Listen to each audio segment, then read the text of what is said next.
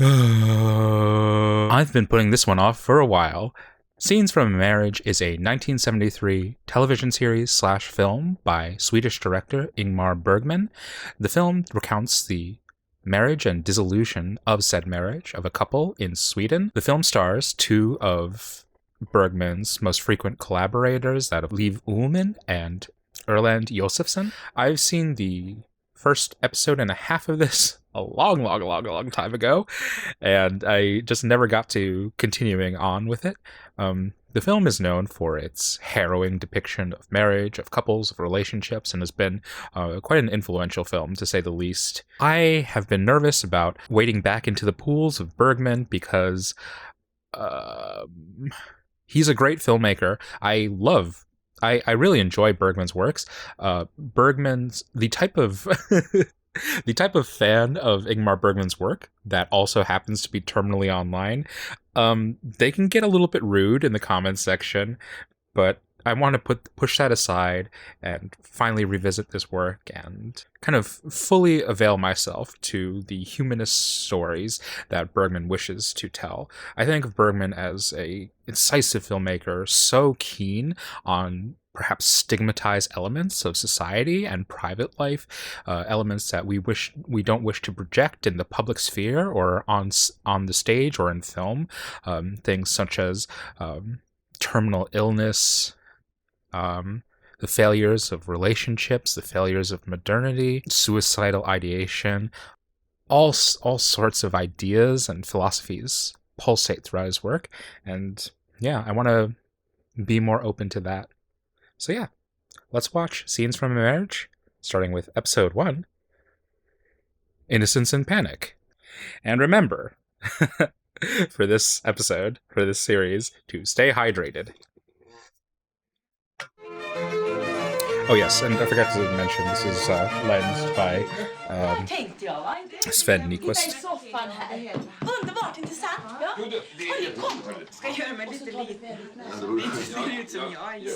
And this is already like playing at a convention of Bergman's, wishing to like break the fourth wall, and the kind of way he plays around with film as a presentational medium. The artifice of film, the artifice of what is being captured in a narrative and what is real life.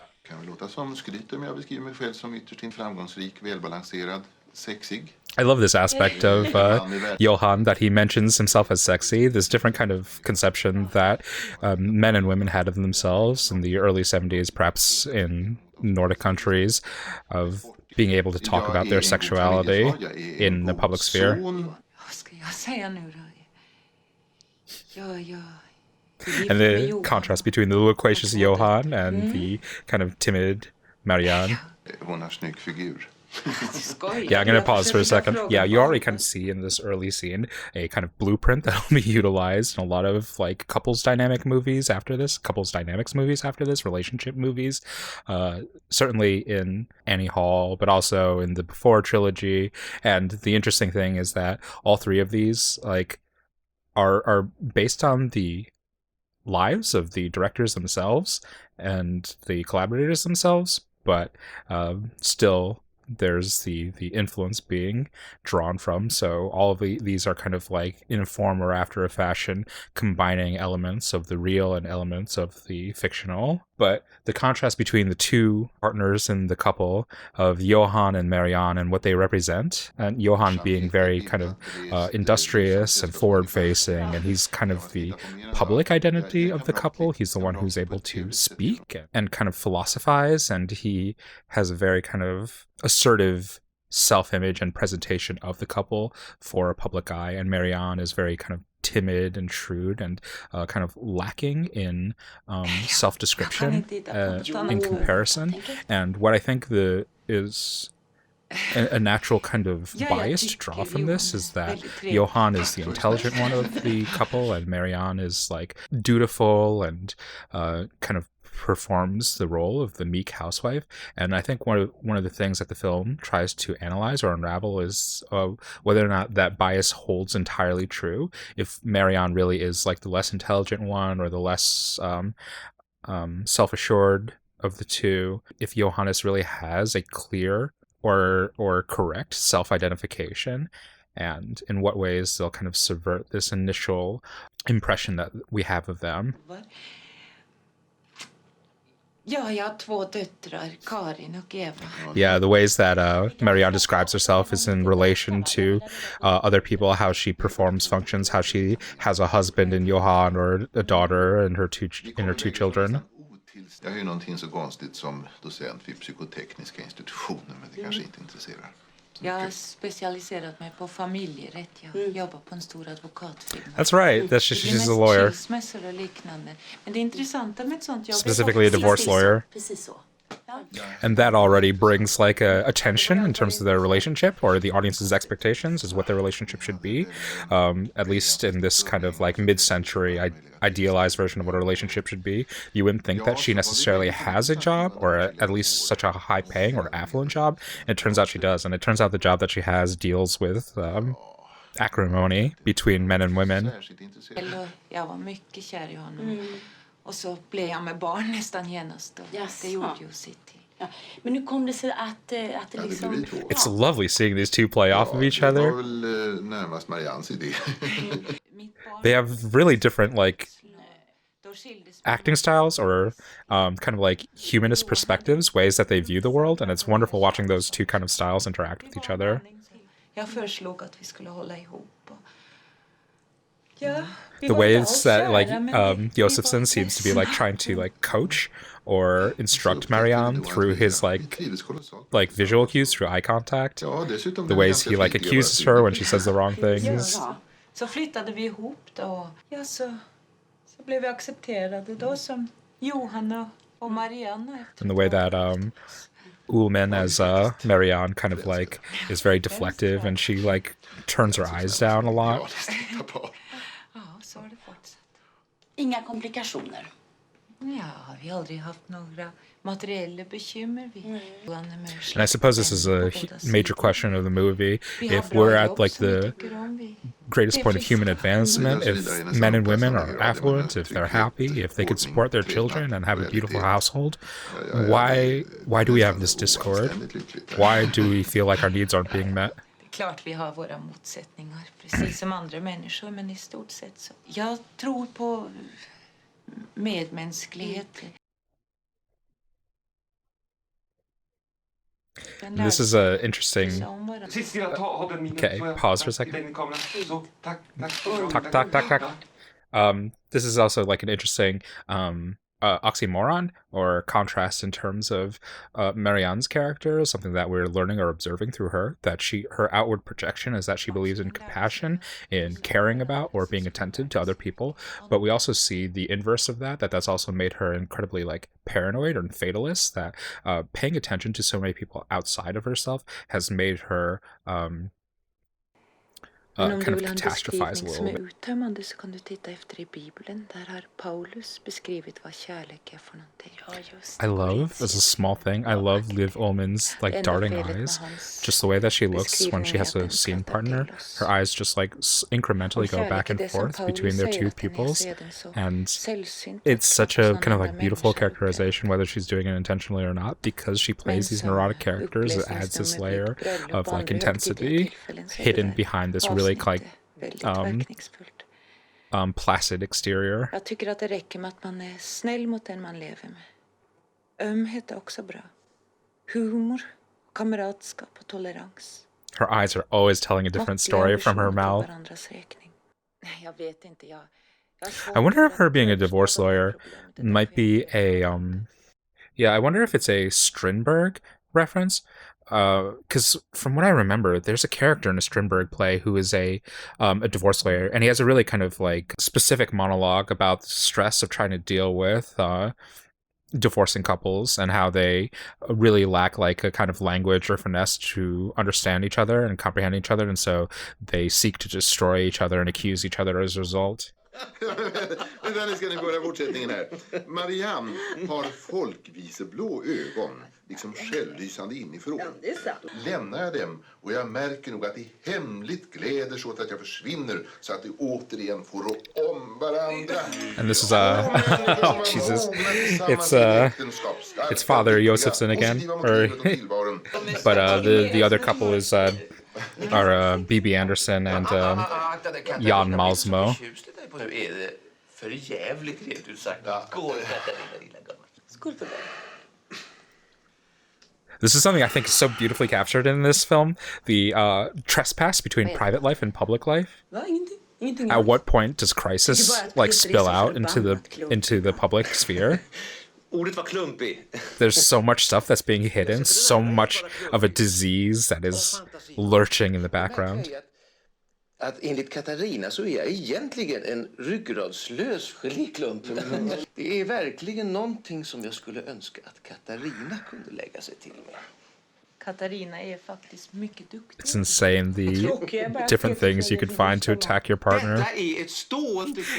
And this is a funny joke that runs into Fanny and Alexander, obviously, that Peter suspects that Catherine is poisoning his food, and that's obviously something that happens with Bishop Vergers in Fanny and Alexander. Går inte lägga dig på sängen ett tag? Nej, tack, det är så lugnt och fint här. In some ways, I think this is such an interesting lighting or like production design project for Bergman and for Nyquist, because they light it so conventionally to the point of being banal that it almost looks like a TV serial or a soap opera, and it's in such direct contrast to what they're doing in their other works. Like a year before this with Cries and Whispers is a completely different looking project. Har du inte det nu då? Nej. Jan har gjort slut. Han kunde ju inte leva dubbelliv, han krak. Nu har dörren slagit igen ordentligt om vårt privata lilla helvete. Det enda som intresserar honom en aning, det är hur pass vi kan förnedra varann. Han kallar det för vår avhumaniseringsprocess. Avhumaniseringsprocess. Han gick i analys ett tag, men han slutade förklara att psykiatrin... What would an analyst have to say? What's like, because Du kanske skulle rymma. what is the framework that a therapist would have or a psychologist would have to really deal with the kind of crisis of marriage? Because the question is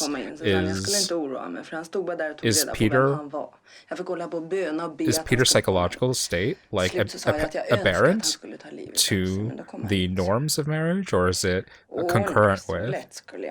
Is this actually something that's part of the mechanics and the like realistic functions of marriage? Hopplös ömhet för honom. And this is part of what makes it a hell, that it's cyclical. Jag tycker att jag förstår den här... Jag brukar ju säga ibland att jag ser ut som en kvinna men helt och hållet man. Wow. Jag har kanske rätt i det. Because of her insensitivity or her cruelty. She's a man through and through. Okay, I want to pause here. I just want to go over that term that she gives of a private hell, the image that she gives of marriage. It's such a powerful idea being posed by this movie. It's not the first to do it, obviously, but it's an idea that's being reaffirmed by this film of marriage being a private hell, that part of the trap, the feeling of confinement, the feeling of hopelessness and helplessness of being in a marriage is that it's non-communicable. You can't communicate to other people what the crisis is that's happening between you and your partner, that there's an intimacy between you and them that creates familiarity and creates contempt that nobody else has access to.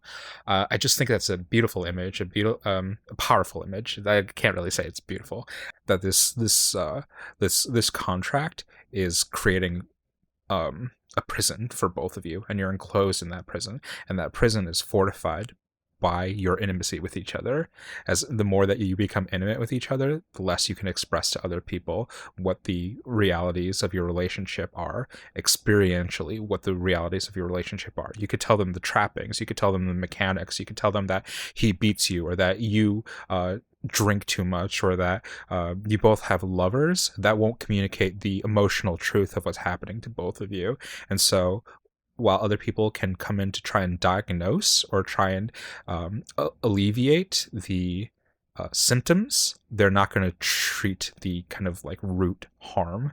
And I don't know if that's necessarily true or not, whether or not you can actually communicate the pains and the feelings of isolation that you have in a relationship or in a marriage.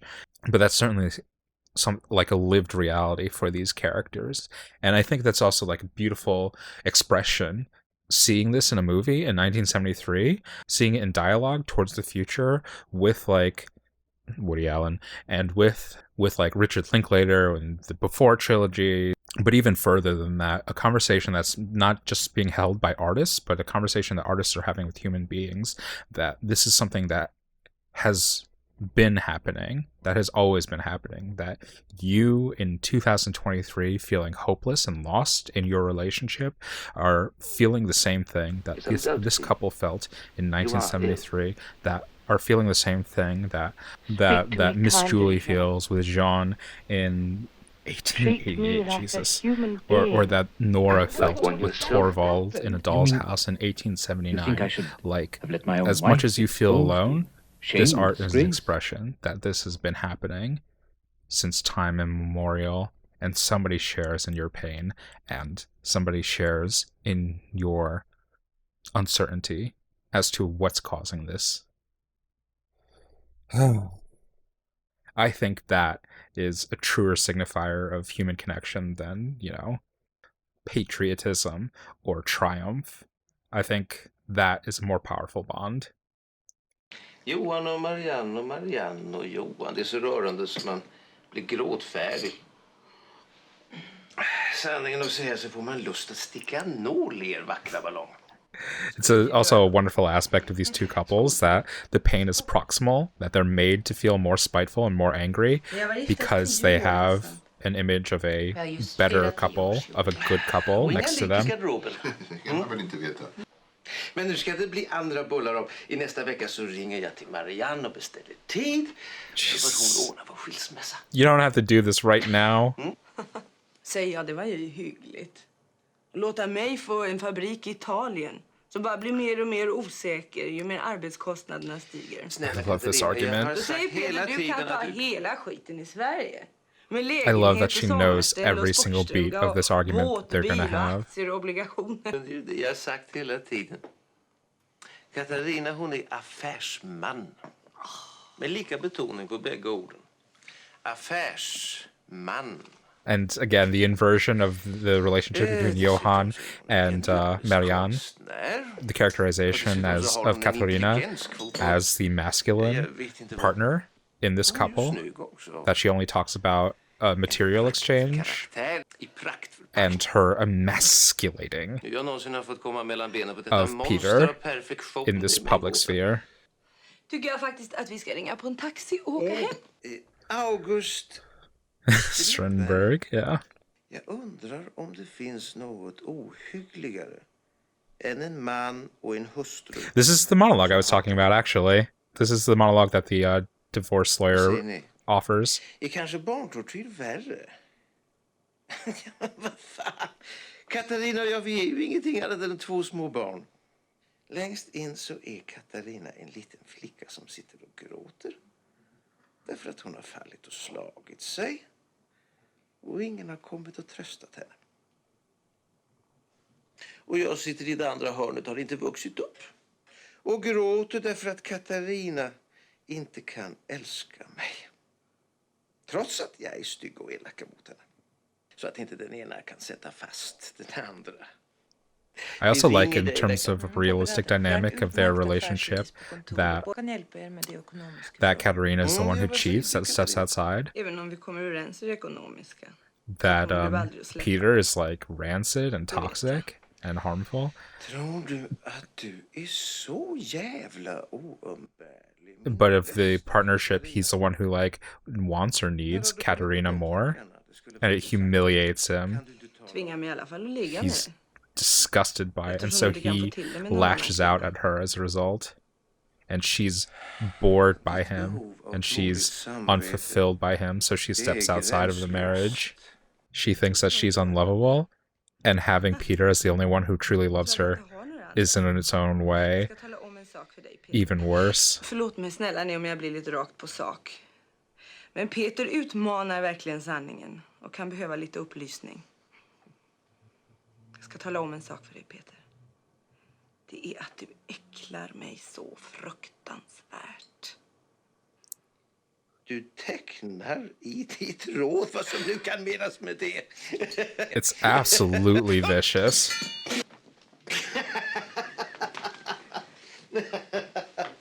I don't know, like, there are depictions of marriage that are more intense than scenes from a marriage, certainly, but I don't know if there are as many works that are as direct, as close up as scenes from a marriage is, that bring you right up against it,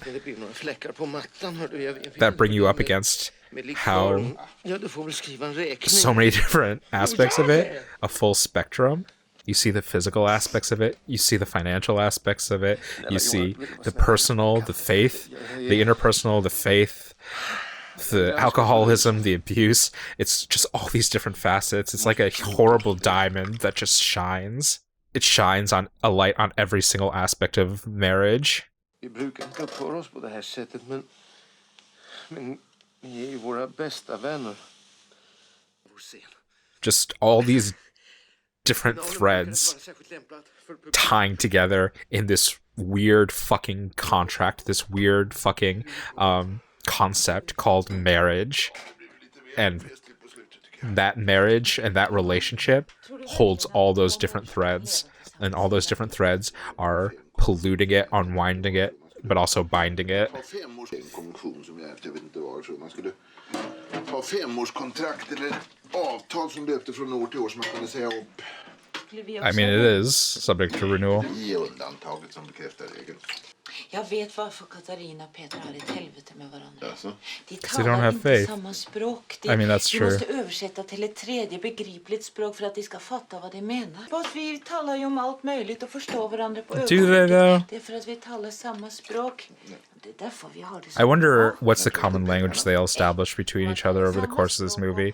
Because it's an interesting idea that they think that they understand each other. And we as an audience have to question, like, what about their way of communicating with each other is characterized as different from the way that Peter and Katarina communicate with each other. Because, like, obviously Peter and Katarina fight, but in terms of, like, the way that they actually speak to each other, what they talk about, how they understand each other, is there really that great of a difference between what Peter and Katarina have and what Marianne and Johan have? Talar man samma språk så är det likgiltigt var man befinner sig. Det där är romantik. Marianne is certainly more communicative with Johan than she has been with other people. She's very deflective. She was certainly deflective with the interviewer, but in her own ways, she was also deflective with Johan and with Katarina. Jag är med barn. Det sa jag för 3 veckor sedan och du förnekar det. Her glasses. Vad ska vi göra nu då? Menar att du vill göra abort? Jag vill att vi ska resonera om saken och sen gör vi som gemensamt. Det är du som får ansvaret och besväret och alternativt glädjen och tillfredsställelsen. Menar du att det är likgiltigt om vi får ett barn till? Likgiltigt är That's not what I was trying to say, but whatever. Det är så svårt att vara uppriktig. Nej, men nu är du väl orimlig, Marianne. Vad var din första impuls? Ja, jag är ju så beskaffad att jag inte har någon... So this is actually a direct opposition to the previous scene, speaking about them speaking the same language and not needing to translate into a common tongue. They already are speaking in 2 separate languages over the course of this conversation, that Johan is speaking in couch terms, wanting to speak in a way that he believes that Marianne wants to hear, and Marianne is trying to get a transparent answer from him. And this is a kind of like... Gick du och ville ha en unge till? Jag vet inte. Men så kan du inte svara. This is them not speaking a common language already with each other, and also speaking the different languages to each other based on their perception of what the other wants. Och du ska vara en modern, effektiv yrkeskvinna som talar i alla vederstreck om hur viktigt det är med familjeplanering och herregud. Jag håller med om att det är lite konstigt. Ja, då har väl du bestämt det då. Det är ju inte mycket att göra åt saken, eller hur? Ja, våra mammor kommer i alla fall att bli kolossalt entusiastiska.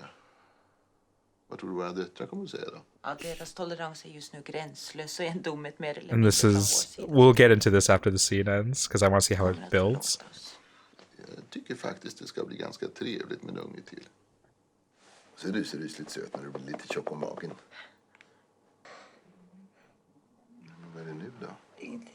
Det är klart att det är någonting. Ingenting. Men visst är det någonting. Du ska väl inte gråta om lite van. Vet du själv hur du vill ha det egentligen? Men är det inte så att varken du eller jag vill ha flera barn? Trots har så dåligt samvete. Varför det? Jag har dåligt samvete för att jag först går här och längtar efter barn och leker med tanken och gläder mig.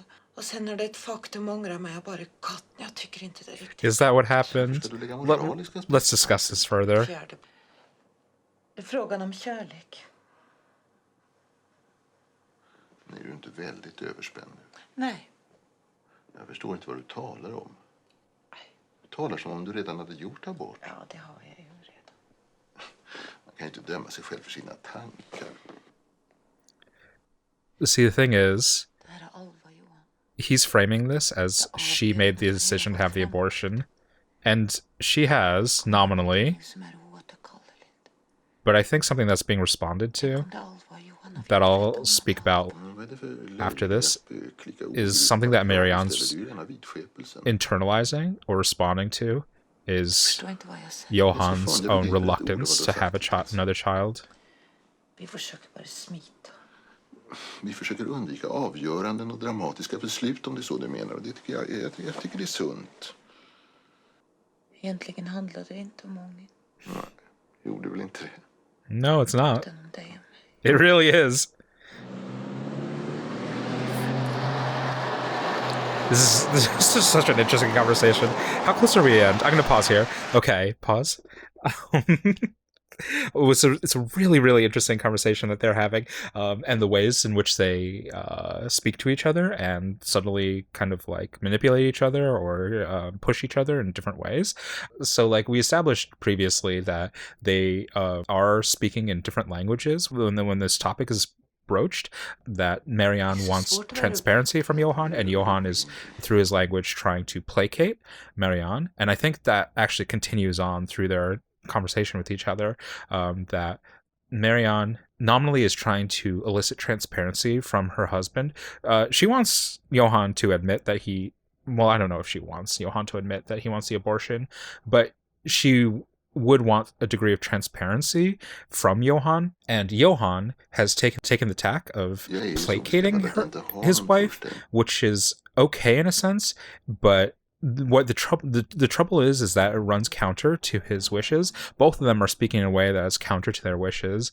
Marianne wants Johan to be honest, but she knows that he doesn't want the baby, and she does. And Johan doesn't want the baby and wants to try and placate Marianne. So the way that this conversation manifests is that Marianne says that she might actually want to have the baby, and Johan counters by saying, by taking it all away from her perspective and from his perspective. He brings it in again into a public sphere, into a larger light. He talks about how their mothers will react to it. He talks about how their children will react to it. He talks about the physical changes her body will undergo, in kind of infantilizing her, talking about how he'll love to like rub her rumbling tummy and stuff like that, but basically like kind of like subtly shifting onus or responsibility and also scrutiny onto other people, the way other people will view this, that their mothers will view this, that their children will view this, and taking responsibility away from him so that he never has to articulate that he doesn't want to have this baby. He clearly doesn't. He affirms her, but in my view, he doesn't want to have this baby, especially in the way that he nonchalantly goes back and forth on whether it'd be okay for him. Like if he wanted to have this baby, he would fight for it.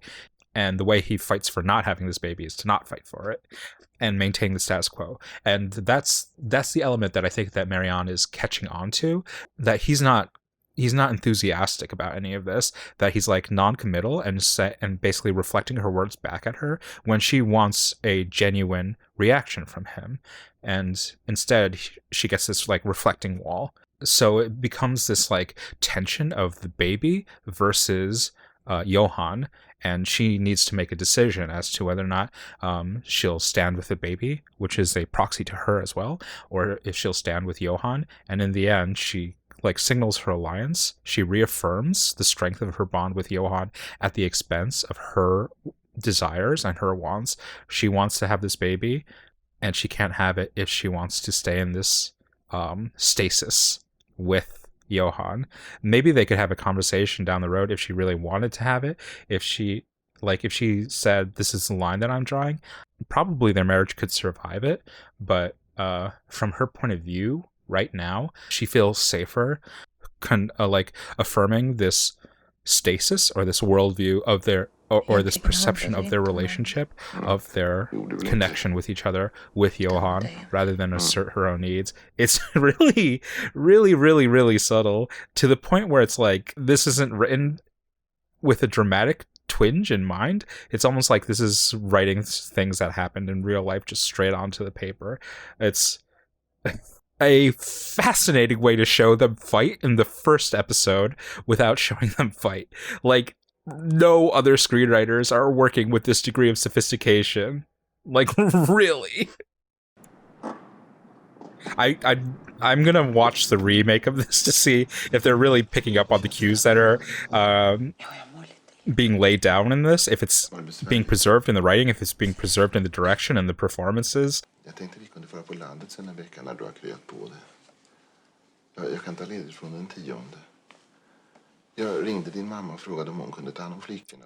Such an interesting dynamic that's being played, that this abortion is a reinforcement of their bond, that it's a way that she's signaling that she believes in this relationship, and he's like rewarding that by saying like they'll have a weekend in the country and take time off, because it has the outward appearance of a functional, happy relationship, that she committed to this act based on her own wants, and that he's supporting her decision, but underneath it there's the poisonous kind of interpretation that she's actually doing what he wants, and he's rewarding her for staying on his side. Frustad av deltagande. Hon kan vara där vilket ögonblick som helst. Det är det värsta. That's also an interesting denial of what they said previously, that they have good relations with their parents-in-laws and their parents. Har du ont? That's a nice little wrinkle, that they actually have perhaps a little bit more nuance. Obviously, more nuance than could be reported in an interview, but that there's perhaps a little bit more discord with their parents than previously established. And he's making a material concession in lieu of the child. It's like, oh, they'll just build up the house, refortify the house, add another addition, instead of having a child. A child that she wanted and is capable of having.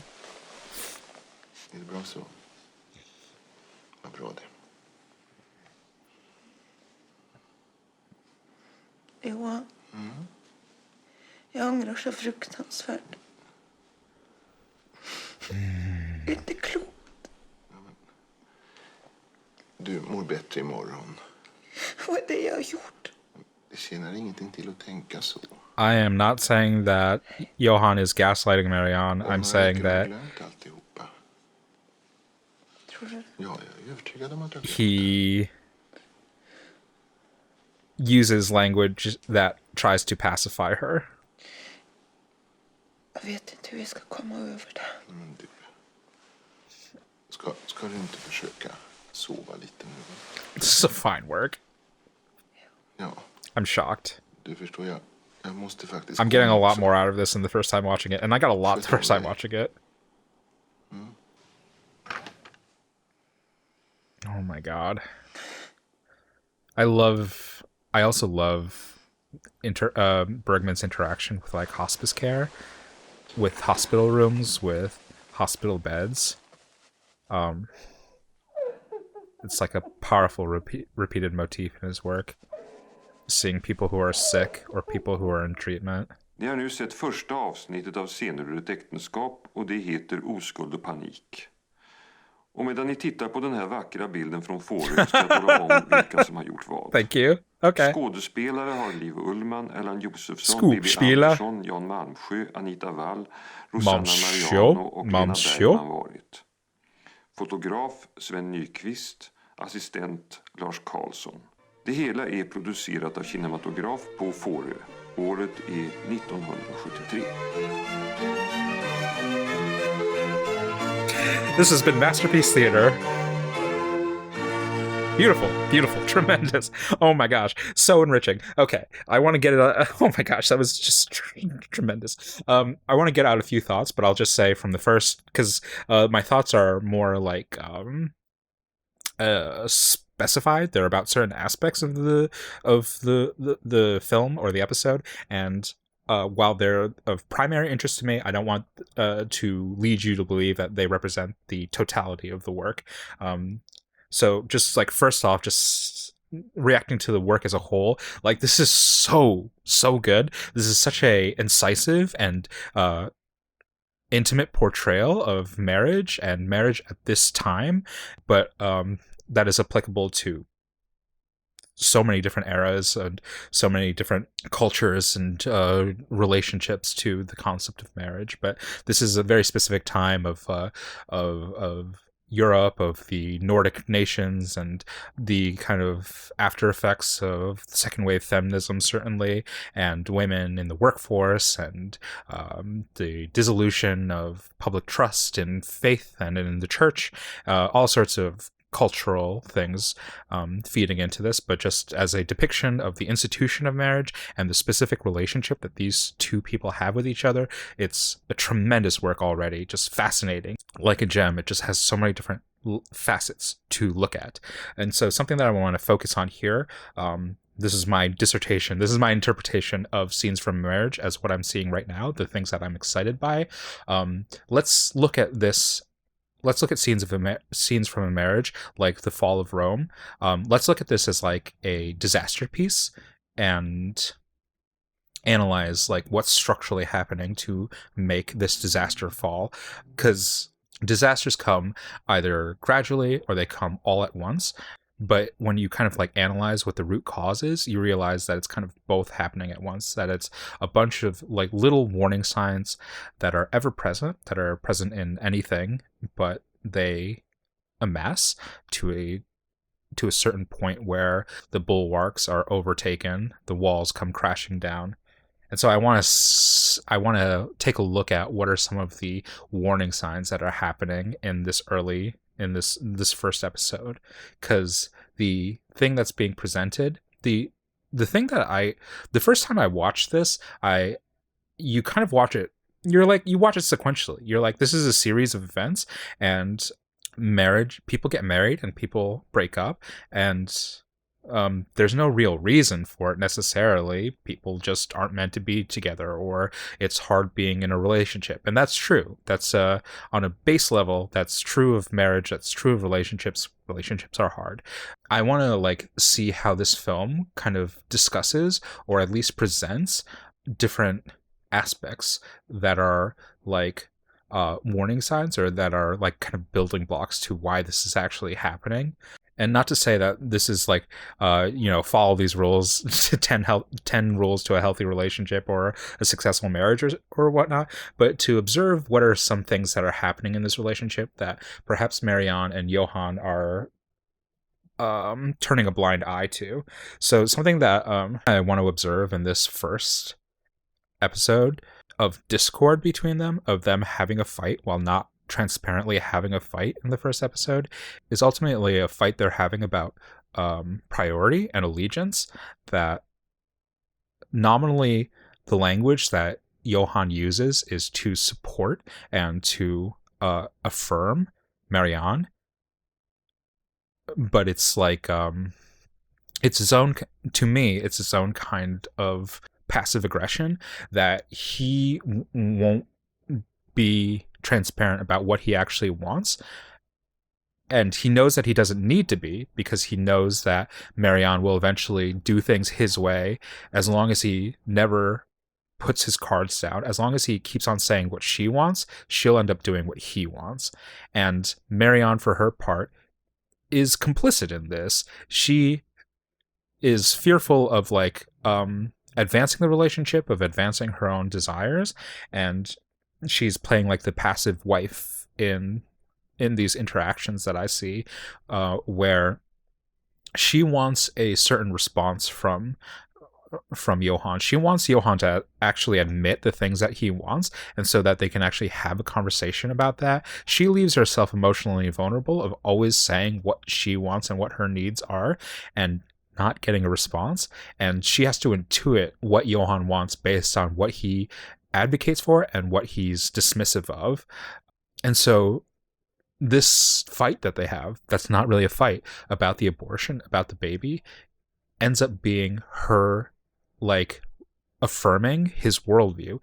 By agreeing to what he wants and then complaining about it afterwards, she's saying that this status quo is okay for now, that you're going to keep on lying about what you actually want, and I'll do the busy work of figuring out what it is, and I'll affirm it. I will recertify that my commitment in this relationship is a commitment to you. And as long as I commit to the things that you actually want, you'll commit to the things that I nominally want. As long as you present the face of a doting husband, you don't have to meet my actual interior needs. And we'll see in subsequent episodes if Marianne begins to push against these constrictions, and if Johan is flexible enough to accept those, to accept that bristling, to accept that reassertion of values or that reforming of boundaries. It's